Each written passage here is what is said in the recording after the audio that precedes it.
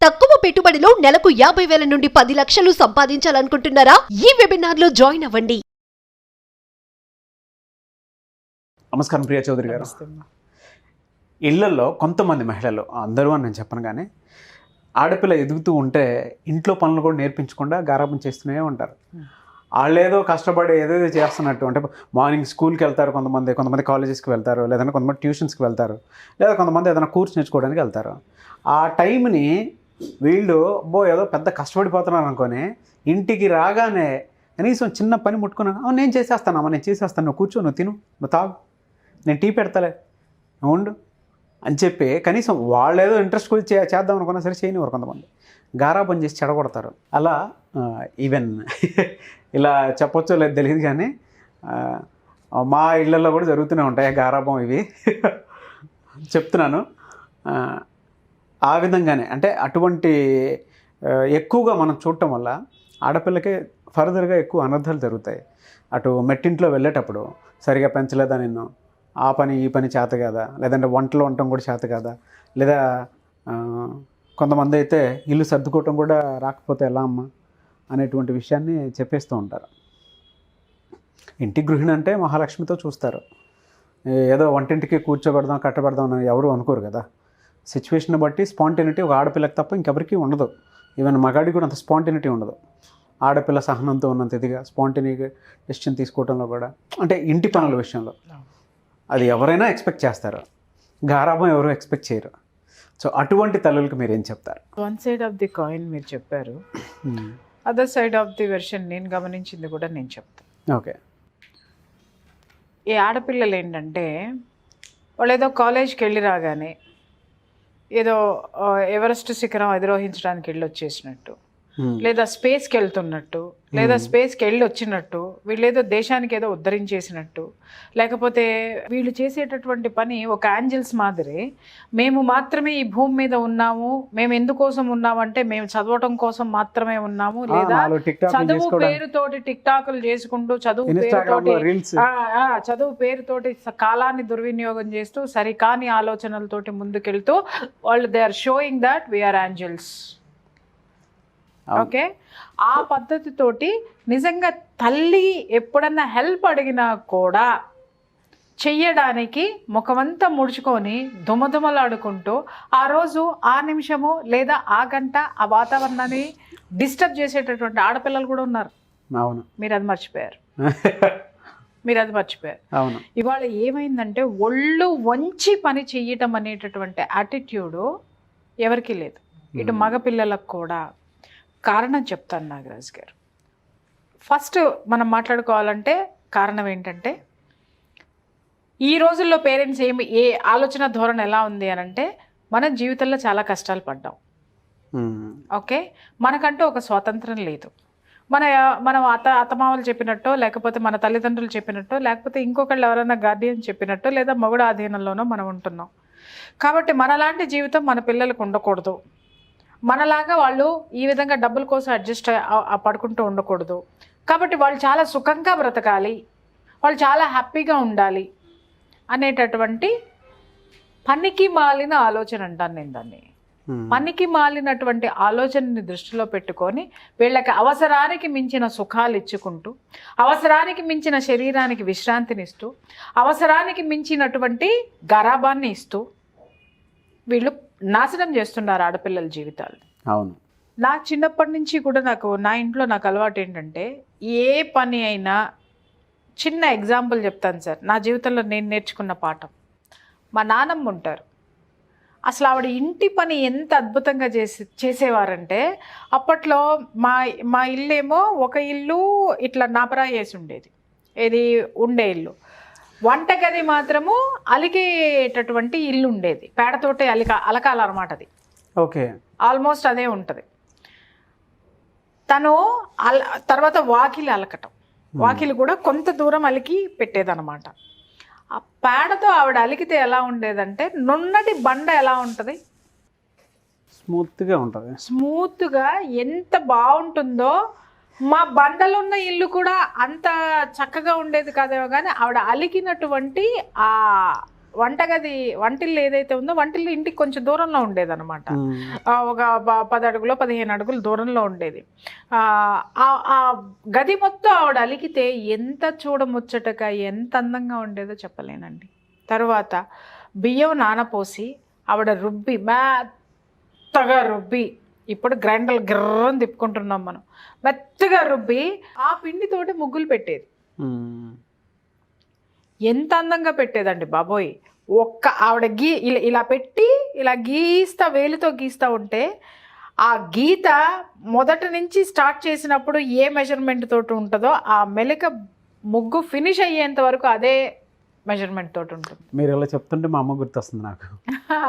వాళ్ళు ఎంత చక్కటి ఇల్లు అలికేటప్పుడు అలకడం కానీ ముగ్గులు పెట్టడం కానీ అంత అద్భుతంగా. ఇంకా పోతే గిన్నెలు తోమేది సార్ ఆవిడ, తెల్లగా తళ్ళాడుతూ ఉండే అనమాట. ఇప్పట్లో లాగా అప్పుడు సబ్బులు తర్వాత ఇవి ఏమి ఉండే కాదు. అప్పుడు ఏంటి అనంటే తవుడు, తర్వాత ఊక పొట్టు, బూడిద, వీటితోటే. మరీ జిడ్డుగా ఉన్న వాటికి ఏం చేసేవారంటే కొంచెం సర్ఫో లేకపోతే అప్పుడు వాటికి సబ్బో వేసి, లేదంటే కుంకుడు రసం వేసి షికాకాయ వేసి తోమేటోళ్ళు. ఎంత తెల్లగా తోమేదండి బాబు. ఇత్తడి పాత్రలు ఎంత తలతల మెరిసేయండి.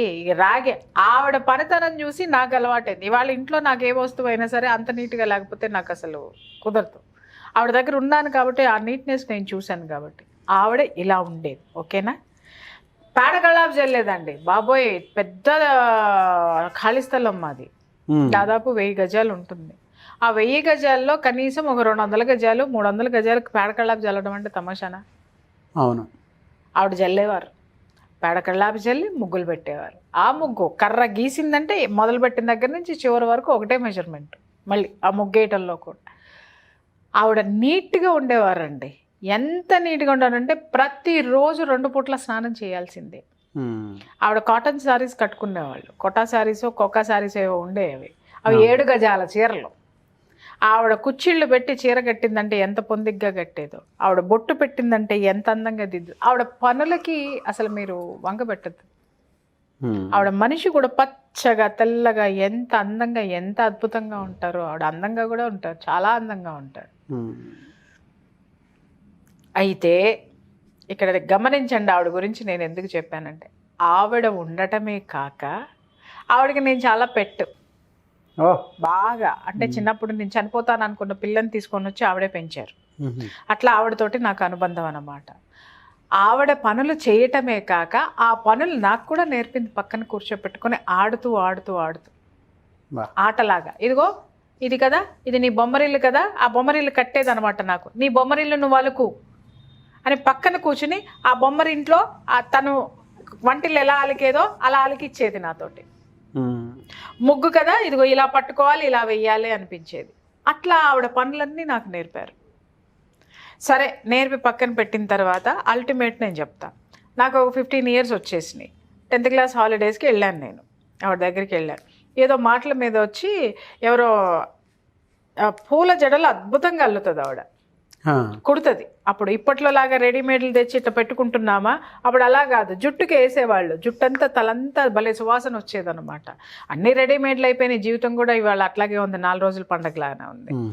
సో ఏదో మాటల మధ్య వచ్చి నాకు పూల జడ కుట్టడం రాదు అనేది ఆవిడకి తెలిసింది. ఏంటి నీకు పూల జడ కుట్టడం రాదా అన్నది. నా మనవరాలు అయ్యుండి నీకు రాదా, నువ్వు నేర్చుకోవాల్సిందే అని చెప్పేసి ఆ పక్కనే మాకు ఒక ఆడపిల్లకి పెద్ద జడ ఉండేదన్నమాట. ఎమ్మటి ఆ పిల్లని పిలిచి సాయంత్రం పూల జడేస్తా, నువ్వు తలస్నానం చేసి వచ్చేయంది. ఆవిడ గవ్వ తలస్నానం చేసి వచ్చేసింది ఆ పిల్ల చక్కగా. ఈవిడ బజార్ వెళ్ళి మాకు అక్కడ ఇది వస్తుంది కదా, మొగ్గలు తీసుకొని వచ్చి, మల్లెపూలు మొగ్గలు తీసుకొని వచ్చి 3 రోజులండి ఆ అమ్మాయిని కూర్చోపెట్టి, ఒకరోజు ఒక జడ నేర్పింది, ఇంకొక రోజు వంకిల జడ, ఒకరోజు ముద్ద జడ, ఇంకొక రోజు పూలతోటి దాని పేరు ఏదో ఉంటుంది ఆ జడ నాకు కూర్చోపెట్టి నేర్పింది ఆవిడ. ఈరోజు నేను పూల జడలు చాలా బాగా అల్లుతా. అంటే ఆవిడ ఉద్దేశం అప్పుడు నాకు ఒక సూత్రం చెప్పింది ఏంటంటే, అమ్మా మనకి పనులన్నీ వచ్చి ఉండాలి, అన్నీ నేర్చుకోవాలి. ఎప్పుడు ఏ నిమిషాన మనం ఆ పని చేయాల్సి వస్తే ఇంకొకళ్ళ కోసం చూడకుండా మన పని మనమే చేసుకునేటటువంటి అవగాహన ఆ పని మీద మనకు ఉంటుంది. అలా లేదనుకో, ఆ పని రాలేదనుకో, నువ్వు ఇంకొకరి మీద ఆధారపడాలి. వాళ్ళు రాలేదనుకో, ఆ రోజు నీ పని అంతా డిస్టర్బ్ అయిపోతుంది, నీ మూడంతా డిస్టర్బ్ అవుతుంది, నీతో పాటు నీ కుటుంబం కూడా డిస్టర్బ్ అవుతుంది. అదే నీకు పని వచ్చి ఉండున్నట్లయితే ఆ పనిని అక్కడ నీకు సహాయం ఎవరు రాలేదు అనుకుంటే ఆ పని నీకు నువ్వే చేసేసుకున్నావు అంటే టైం సేవ్ అవుతుంది, పీస్ ఆఫ్ మైండ్ ఉంటుంది, నీ పని నువ్వు అందంగా చేసుకున్నావు అన్న సంతృప్తి నీకు ఉంటుంది, 10 మందికి నువ్వు హెల్ప్ చేసిన దాని అవుతావు అంటే నీ కుటుంబ సభ్యులు మొత్తానికి. ఆవిడ ఎంత అర్థాన్ని చెప్పింది దాంట్లో. ఆడపిల్లలు పని ఎందుకు నేర్చుకోవాలి అని అంటే, ఆడపిల్ల ఒక్కటి బద్దకిస్తే కుటుంబం మొత్తం డిస్టర్బ్ అవుతుందని చక్కగా చిన్న మాటలో చెప్పింది ఆవిడ నాకు. అవును. ఓకే, ఇంకొక మాట చెప్పింది ఏమని అనంటే, అమ్మ ఆడది ఎలా ఉండాలి అనంటే, ఎవరైనా సరే బంధువులు ఎవరైనా అర్ధరాత్రి తలుపు కొట్టినా నువ్వు తీస్తే నీ ముఖం చంద్రబింబంలా ఉండాలి, నువ్వు పొందిగ్గా ఉండాలి, అలా ఉండాలి. అంటే చక్కగా హుందాగా పొందిగ్గా ఉన్న దాంట్లోనే నిన్ను నువ్వు తీర్చిదిద్దుకో. ఎప్పుడు ఒబ్బిడిగా ఉండు అంటారు కదా, ఒబ్బిడితనం అంటారు. అంటే ఏంటి అంటే కట్టిన చీర నలగద్దు, జుట్టు చెరగద్దు. అట్లాగైనా అర్ధరాత్రులు అయితే చెరగకుండా అలాగే కూర్చోమంటారు, అలాంటి పిచ్చి క్వశ్చన్ లేకండి. అంటే ఎప్పుడైనా ఎక్కడైనా లోపలైనా బయటైనా ఒకేలా ఉండు. నేను మా డ్రెస్సింగ్ వెర్షన్లో మనం 1-2 సందర్భాల్లో మనం ఎపిసోడ్స్ చేసుకున్నాం. నైటీలు వేసుకుని ఇంట్లోనే ఉంటాం కదా అని ఎట్లంటే అట్లా ఉంటాం, ఏమంటే అది చేస్తే ఎవరన్నా వచ్చారంటే ఇబ్బంది పడిపోతాం.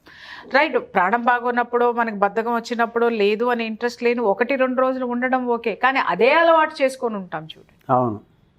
నాకు ఆవిడతోటి వచ్చిన నీట్నెస్ కానివ్వండి, ఆవిడతో వచ్చినటువంటి ఆ దీన్ని కానివ్వండి, మా ఇంట్లో మా పిల్ల తల దువ్వుకోకుండా కానీ స్నానం చేయకుండా కానీ ఇన్ టైంలో నాకు కనపడకపోతే విపరీతమైన కోపం వచ్చేస్తుంది నాకు.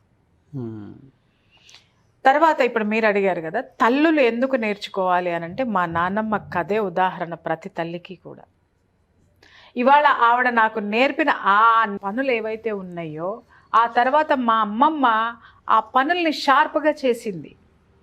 అంటే మా ఇంట్లో చాలామంది ఉండేవాళ్ళం, ఉమ్మడి కుటుంబము, ఎక్కడ పనివాళ్ళు లేరు మాకు. మా నాన్నమ్మ వెర్షన్ ఇలా ఉంటే మా అమ్మమ్మ ఇంటికి వచ్చిన తర్వాత అది షార్ప్నెస్, నా పనులకి షార్ప్నెస్ పెరిగింది. మాది ఉమ్మడి కుటుంబం, కేవలం బట్టలు ఉతకడానికి మాత్రమే ఒక మనిషి ఉండేవారు, ఇంకా మిగిలిన పనులన్నీ ఆడపిల్లలు మేమే చేసుకోవాలి. ఒక్కొక్కళ్ళం షేర్ చేసుకునే వాళ్ళం. ఒకళ్ళ గిన్నెలు కడిగితే ఇంకొకళ్ళు ఇల్లు మొత్తం ఊడ్చుకొస్తే, అదో పెద్ద ఇల్లు 350 గజాల ఇల్లు, ఆ ఇల్లుని మేమే తుడవాలి, మేమే కడగాలి, మేమే అందంగా తీర్చిదిద్దుకోవాలి. సో అక్కడ కూడా మా అత్తలు కానీ వాళ్ళందరూ చాలా నీట్గా ఉండేవాళ్ళు, చాలా నీట్గా ఇల్లు పెట్టేవాళ్ళు. అక్కడ మేము పనులు నేర్చుకున్నాం నాగరాజు గారు. ఈరోజు నా ఇంటికి ఎవరైనా వస్తే నా ఇల్లు చాలా నీట్గా ఉంటుంది. వచ్చిన వాళ్ళందరూ అడుగుతూ ఉంటారు, మీ ఇంట్లో పాజిటివ్ ఎనర్జీ ఉందండి అని. Positive energy is nothing but neatness అండి, అంతే, అంతకుమించి ఇంకేం లేదు. అనవసరమైన వస్తువులన్నింటినీ పెట్టేసుకుని ఎక్కడ పడితే ఎందుకు ఉంటాయి అంటే, మా ఇంట్లో మా అమ్మాయికి నేను చెప్తా, ఏ వస్తువు ఎక్కడ లేకపోతే ఇంకా ఆ రోజు శివంగిలాగా లెగస్తా, చిర్రెత్తుకొచ్చేస్తుంది నాకు. ఈ రోజు నేను తనకు పని నేర్పకపోతే బతికిచ్చేస్తుంది. ఆవిడే నా కూతురు ఏదో షార్ప్గా పనులు చేసేస్తుందని నేను భజన చేయను, పొడవాలి వెనక. అది కూడా ఏంటంటే ఒక పెద్ద త్యాగం చేసేస్తున్నట్టు. ఎందుకంటే ఓ పక్క గారాబం, తండ్రి గారాబం ఎక్కువ ఉంటుంది కదా ఆడపిల్లలకి, అది చూసుకుని వీళ్ళు ఇంకొంచెం రెచ్చిపోతూ ఉంటారు. బట్ అవి నేను సాగనివ్వను. కారణం ఏంటంటే, నా ఇంట్లో ఉన్నంత వరకు నా బిడ్డ అండి. రేపు పొద్దున నా బిడ్డకి పెళ్లి చేసి పంపించిన తర్వాత అత్తగారికి బిడ్డ అవ్వదు, కోడలవుద్ది. అవును. కోడల్ని ఏ దృష్టితో చూస్తారంటే, బాధ్యతలు ఉన్నాయా లేవా అనే చూస్తారు. కోడలి బాధ్యత ఏంటి? ఇంటిని శుభ్రంగా పెట్టుకోవడం, ఒంటిని శుభ్రంగా పెట్టుకోవడం, ఆ ఇంటిని తీర్చిదిద్దుకోవడం కోడలి బాధ్యత. ఇవన్నీ ఆడపిల్లకి కావాల్సినటువంటివన్నీ నువ్వేమన్నా చెప్పి నీ ఇంట్లో నుంచి చెప్పి పంపిస్తున్నావా? లేదే. అంటే దేశంలో నీ కూతురు మాత్రమే చదువుతుందా? దేశంలో నీ కూతురు మాత్రమే ఉద్యోగం చేస్తుందా? ఉద్యోగం చేసే ఆడవాళ్ళందరూ ఇవాళ చూడండి బిజినెస్లు చేస్తున్నారా? నేను కూడా చేస్తున్నాను నాగరాజు గారు. నేను పనివాళ్ళని పెడతా. పనివాళ్ళని ఎందుకు పెడతాను అనంటే, నాకు టైం అంటే ఇన్ని సంవత్సరాలు నేను కష్టపడి ఉన్నాను కాబట్టి, ఇప్పుడు నాకు హెల్త్ బాగుండట్లేదు కాబట్టి నేను ఇప్పుడు పనివాళ్ళ మీద ఎక్కువ ఆధారపడాల్సి వస్తుంది నాకు. ఓకే, కాబట్టి నేను పని వాళ్ళని పెట్టుకున్నా, ఆ పని వాళ్ళు నీట్గా చేయకపోయినా వాళ్ళకి తలంటేస్తా. నాకు అది కుదరదు. వాళ్ళ మీద వదిలిపెట్టేసి నేను కూర్చోవటం అనేది కూడా కుదరదు. కానీ నేను చేసుకునే పనిలో ఉన్న సంతృప్తి పని వాళ్ళు చేసి పెట్టిన దానికి తేడా ఉంది. అలాగని పని వాళ్ళు ఉన్నారు కదా అని చెప్పేసి అని మా అమ్మాయిని ఊరికే పెట్టను. పని వాళ్ళు చేసే పని వాళ్ళు చేసుకెళ్తే మిగిలిన పని అంతా తను చేయాల్సిందే. కొంతమంది ఇల్లు శుభ్రంగా ఎందుకు ఉండవనంటే ఆడపిల్లలు బట్టలు ఏడుస్తారు కదండి, ఎక్కడ పడితే అక్కడ పడేస్తారు. చూడండి, మీరు చాలా ఇళ్ళకి వెళ్ళి చూడండి, గుట్టలు గుట్టలు బట్టలు ఉంటాయి, ఇష్టం వచ్చినట్టు బట్టలు కొనేస్తారు. ఎన్ని వేసుకోవాలో ఏది అవసరమో కాదు, కంటికి నచ్చింది కొనేస్తారు. 500కి వస్తుందో, 600కి వస్తుందో, 1000కి వస్తుందో, 2000కి వస్తుందో వాళ్ళ బడ్జెట్ని బట్టి కొన్ని పడేస్తారు. విపరీతమైనటువంటి బట్టలు ఉన్న అల్మర ఒకటైతే మేము బయట ఉన్నటువంటి బట్టలు ఇంకొక 4 అల్మరలకు సరిపోతాయి. ఒక్కసారి ఆలోచించి దుబారా నువ్వు ఎక్కడి నుంచి అలవాటు చేస్తున్నావు? నీ కూతురుకి నీ మీద ప్రేమ ఉంది కాబట్టి ఇవాళ నువ్వు గుడ్డలు అన్ని ఎక్కువ కొనడం అలవాటు చేస్తే రేపొద్దున అత్తగారింటికి వెళ్ళిన తర్వాత వాళ్ళు పొదుపుగా ఉండేటటువంటి వ్యక్తులు, లేకపోతే కొననివ్వనటువంటి పిసినారి వాళ్ళు, అట్లా ఉంటే వాళ్ళకి వేరే సంగతి. అక్కడ అడ్జస్ట్ అవ్వాల్సినటువంటి వాతావరణంలో నీ కూతురు అడ్జస్ట్ కాదు. బట్టలు ఎప్పుడు కొనాలా? పండక్కో పబ్బానికో. నా చిన్నప్పుడు బట్టలు ఎప్పుడు కొనాలంటే 3 పద్ధతులు. ఒకటి ఏంటంటే పుట్టినరోజుకి కంపల్సరీగా, 2 పెద్ద పండగలు వస్తాయి. అవును, పెద్ద పండగలు అంటే సంక్రాంతి ఒకటి, దసరా ఒకటి, అంతే తప్ప, లేదా దీపావళి, అంటే ఆప్షన్స్ అనమాట. ఇంకా అంతకుమించి బట్టలు ఉండేవి కాదు. ఒక గౌను కొంటే ఆ గౌను ఒంటి మీదకి రొటీన్గా వచ్చేంత వరకు అది కొత్త గౌనే. బీరువాలో ఉన్నంతకాలం అది కొత్త గౌనే. ఎక్కడికి వెళ్ళినా కూడా అది వేసుకెళ్తే అది కొత్త గౌనే. అవును, ఎవరు అడిగేవాళ్ళు కాదు, ఎప్పుడు నువ్వు ఇదే గౌన్ వేసుకొస్తున్నావు అంటే అని అడిగేవాళ్ళు. కొత్త గౌన్ వేసుకొచ్చా. ఇప్పుడు విపరీతమైన నాగరికత అనేటటువంటి పేరు పెట్టి విపరీత ధోరణిలోకి దేంట్లోకి అయితే వెళ్ళామో, ప్రతిదీ ఈరోజు కొనుక్కొని, ఈ today's news paper is tomorrow's waste paper లాగా, today's wearing dress is tomorrow's waste బిన్లో ఉంటుంది అది. అంటే జీవితాన్ని మనం ఏం చేసేసాము, మన అలవాట్లను కానీ మన వ్యవహారాన్ని కానీ ప్రతి ఒక్కదాన్ని కూడా టిష్యూ లాగా చేసేసాం మనం. అవును, యూజ్ అండ్ త్రో. వేసుకునే బట్టలు యూజ్ అండ్ త్రో, కట్టుకున్న మొగుడు యూజ్ అండ్ త్రో, చేసే ఉద్యోగం యూజ్ అండ్ త్రో, నువ్వు నీ చుట్టూ బంధువులు యూజ్ అండ్ త్రో, నీ friends use and throw characters కింద మనం మారిపోయామా? మనల్ని మార్చుకున్నామా? లేకపోతే మనం పిల్లల్ని అలాగే పెంచుతున్నామా? ఇవాళ ఎలా అయిపోయిందంటే, ఉద్యోగాలు నీకు నచ్చితే ఈ కంపెనీలో ఉండి, లేకపోతే ఇంకొక కంపెనీ రెడీగా ఉంది. బట్టలు నచ్చితే నీ ఒంటికి వేసుకో, లేకపోతే పడేసి ఇంకో బట్టలు కొనుక్కో. అలాగే ఇల్లు, మొగుడు నచ్చితే 4 రోజులు కాపురం చేయి, లేకపోతే ఇంకొంచెం నచ్చితే 2 రోజులు ఎక్కువ చేయి. ఆ తర్వాత లేదంటే వాడిని వదిలేసి ఇంకొకటికి పో. ఎక్కడికక్కడ ఆప్షన్స్ అనేది 1:10 పెట్టేసుకుంటున్నారు. అయితే ఇవన్నీ బాగున్నాయి నాగరాజు గారు. ఎవరి వ్యక్తిగత స్వేచ్ఛకి మనం అడ్డం రాము, మనకు సంబంధం లేదు. 10 బట్టలు వేసుకొనివ్వండి, 100 బట్టలు వేసుకొనివ్వండి, 4గురిని చేసుకొనివ్వండి, లేకపోతే 4గురితో తిరగనివ్వండి, సంబంధం లేదు. నువ్వు మనశ్శాంతిగా ఉంటున్నావా?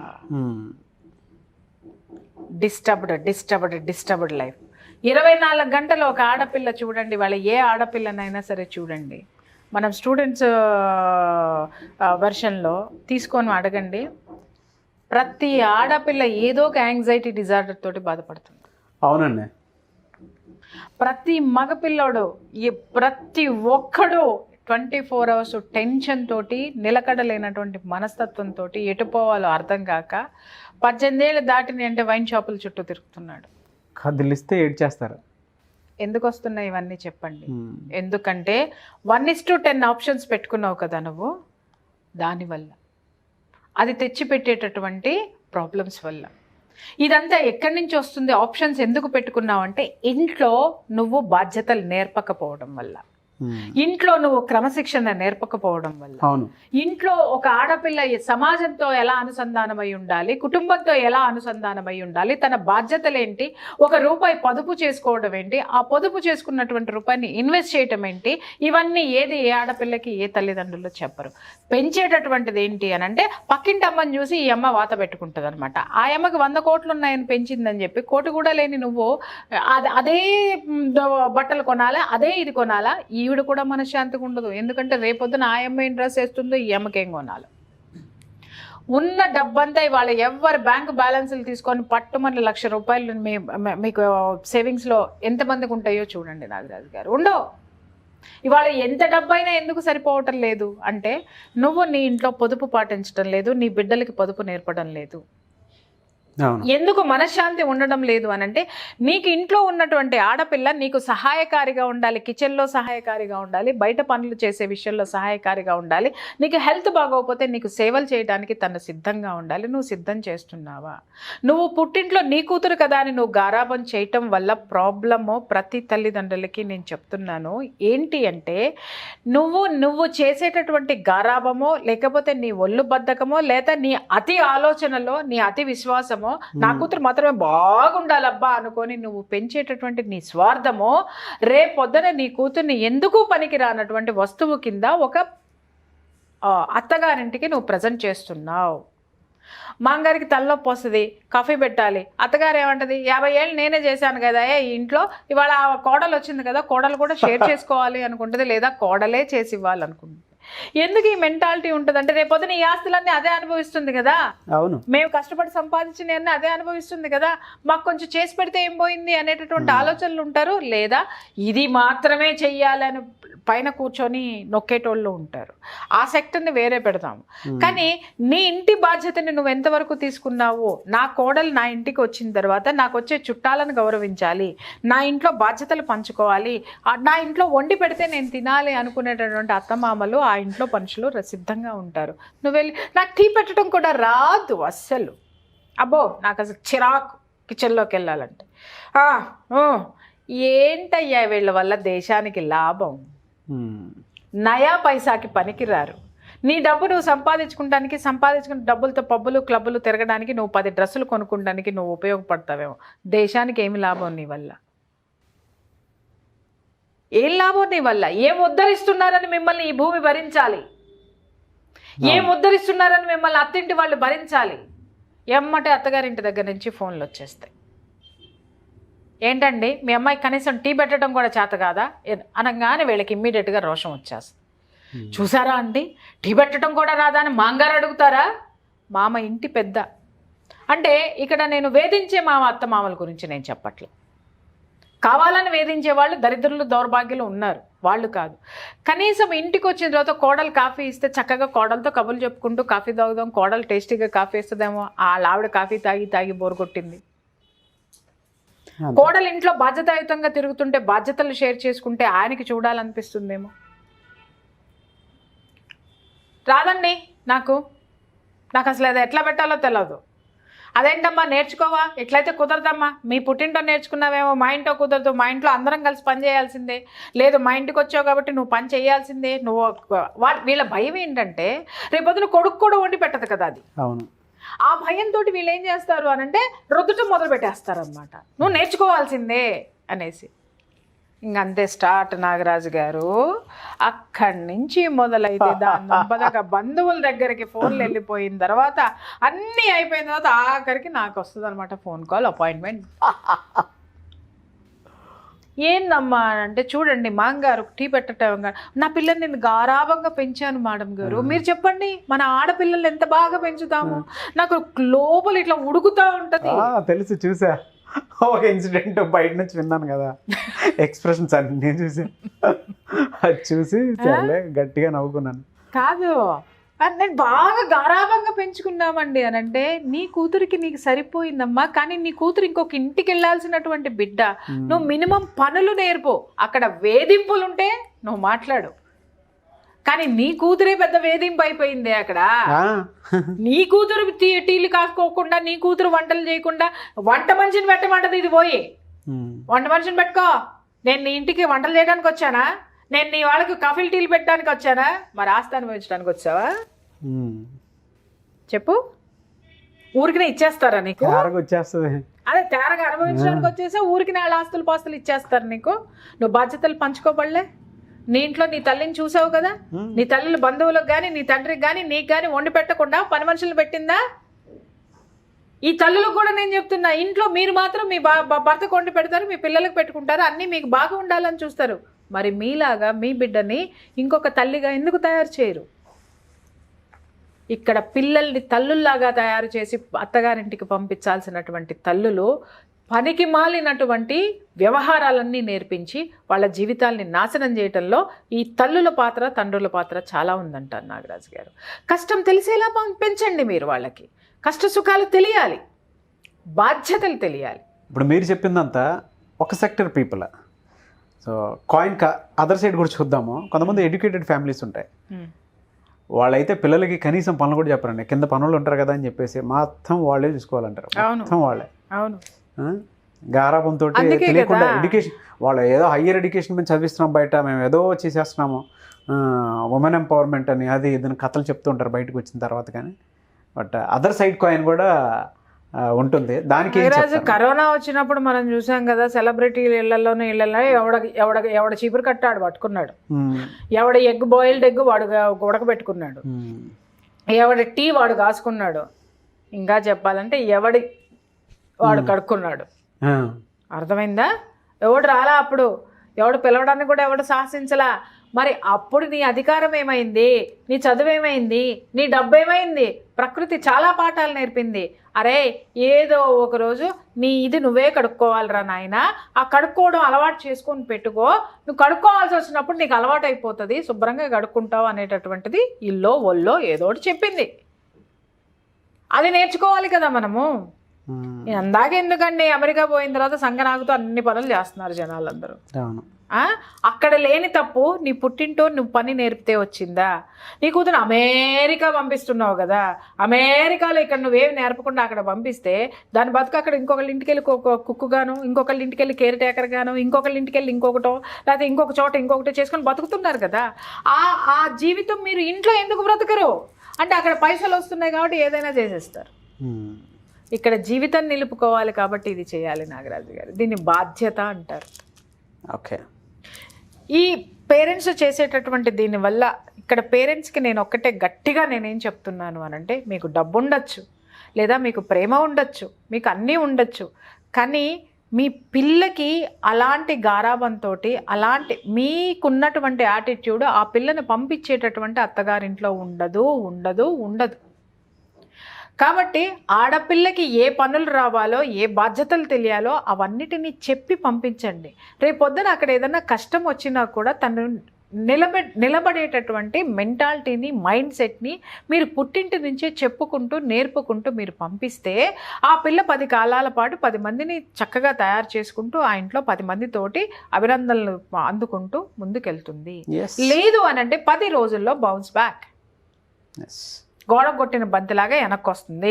లాయర్ల చుట్టూ తిరుగుతాము, కౌన్సిలింగ్లో సెంటర్ల చుట్టూ తిరుగుతాము, ఇంకొక దాని చుట్టూ తిరుగుతాము, పోలీస్ స్టేషన్ల చుట్టూ తిరుగుతాం. ఎక్కడ వస్తుంది ఇది అనంటే, ఒకటి ఎదుటి వాళ్ళు వెదవలేనప్పుడు నువ్వు స్ట్రాంగ్గా ఉండు, అలాగే నువ్వు బాధ్యతలు నేర్పుకొని నువ్వు పంపించిన తర్వాత ఎక్కడ ఏలెత్తి చూపించకుండా నువ్వు చేయి. మీ యొక్క అతిమాలిన ప్రేమ, మీ యొక్క డబ్బు మీ బిడ్డల జీవితాల్ని నాశనం చేస్తుంది. మీరున్నంత వరకు మీ పిల్లలు ఉంటారు, మీరు పోయిన తర్వాత వాళ్ళ పరిస్థితి ఏంటి పాపం చెప్పండి. వాళ్ళ మంచి కోరే నేను చెప్తున్నానండి. కాబట్టి ఆడపిల్ల అంటే ఆడపిల్ల కాబట్టి అక్కడ ఏం అవసరం అవుతాయో, ఏ పనులు అవసరం అవుతాయో, ఏ అలవాట్లు ఇన్ ద సెన్స్ వేరే మాట్లాడటం లేదు నేను, తనకి సంబంధించినటువంటి బాధ్యతలు ఏవైతే ఉంటాయో వాటన్నిటినీ కూడా ప్రాక్టికల్గా కూడా ఆ పిల్లలకి నేర్పి పంపండి. అది చాలా ఈజీగా ఉంటుందండి. ఇప్పుడు చూడండి, నా ఇంట్లో ఎప్పుడన్నా మా అమ్మాయిని నేను ఇంటికి వెళ్ళంగానే వంట చేసేసాను అంటే షీఈ్ హార్డ్లీ 13 years. వంట చేసి పెట్టాను అని అంటే అది ఎట్టన్నా ఉండనివ్వండి, నాకు ఆనందంగా ఉంటుంది. సూపర్గా ఉందంట, నిజం చెప్పు అది బాగాలేదు, అయినా సరే నువ్వు నన్ను పొగుడుతున్నావు అంటుంది. ఎందుకు పొగుడుతున్నాను? తనకు తెలుసు బాగోపోయినా అమ్మ పొగుడుతుంది అని చెప్పేసి అని. ఎందుకు పొగుడుతున్నాను అంటే తన బాధ్యత తెలుసుకుని అమ్మ అలసిపోయి వస్తుంది కదా వంట అని చెప్పేసి అని పెట్టడానికి. అలాగే ఎవరన్నా ఇంటికి రాగానే గబాల్ని నాకు బాగా హెల్త్ బాగోక నేను పడుకున్నా లేదా నేను లేకపోయినా టీ పెట్టివ్వమంటారా అంటే టీ పెట్టివ్వమంటారా అని అడిగితే వాళ్ళు ఆశ్చర్యపోతారు, ఏంటి నీకు టీ పెట్టడం కూడా వచ్చా అనేసి. ఎందుకు అనంటే అప్పుడు ఏమవుతుంది, వాళ్ళకి ఒక నా కూతురు పట్ల ఒక పాజిటివ్ దృక్పథం ఉంటుంది. చాలామంది నా ఫ్రెండ్స్లో ఉన్నారండి, ఆడపిల్లలు ఇంజనీరింగ్ అయిపోయి ఉద్యోగం చేస్తున్నా కూడా పని చేయకపోతే తాట తీసే తల్లులు ఉన్నారు. శుభ్రంగా నేర్పుతారు, నేర్పి పంపించే వాళ్ళు ఉన్నారు. వాళ్ళు హాయిగా కాపురాలు చేసుకుంటున్నారు అత్తగారిళ్ళల్లో. ఎందుకు అనంటే కొట్టరు, తిట్టరు, కోప్పడు, ఏమన్నా అయిపోతారేమోనండి అంటే వీళ్ళే చెప్పేస్తూ ఉంటారనమాట వాళ్ళ మైండ్ సెట్కి. అది ఉసే నువ్వేమన్నా అయితే నేను భయపడతాను, నువ్వు నన్ను భయపెడతా ఉండు, బుద్ధి లేకుండా నేను నువ్వేది చెప్పినా కూడా దానికి గంగిరెద్దులాగా తలకాయ ఊపుతాను అని చెప్పి వీళ్ళు హింట్ ఇవ్వడం అనమాట పిల్లలకి. ఉమ్. కాబట్టి వాళ్ళ బ్రతుకు బాగుండాలి అంటే, వాళ్ళు జీవితంతో ఆత్మవిశ్వాసంతో ముందుకు వెళ్ళాలి అంటే ఫస్ట్ ఆడపిల్లలకి ఇంటి పనులు, చదువులతో పాటు ఇంటి పనులు, బాధ్యతలు కూడా పెద్దవాళ్ళు నేర్పి పంపించాలి. ఓకే. వాళ్ళ జీవితాన్ని వాళ్ళే చక్కదిద్దుకుంటారు, మీ వరకు రారు. అవును.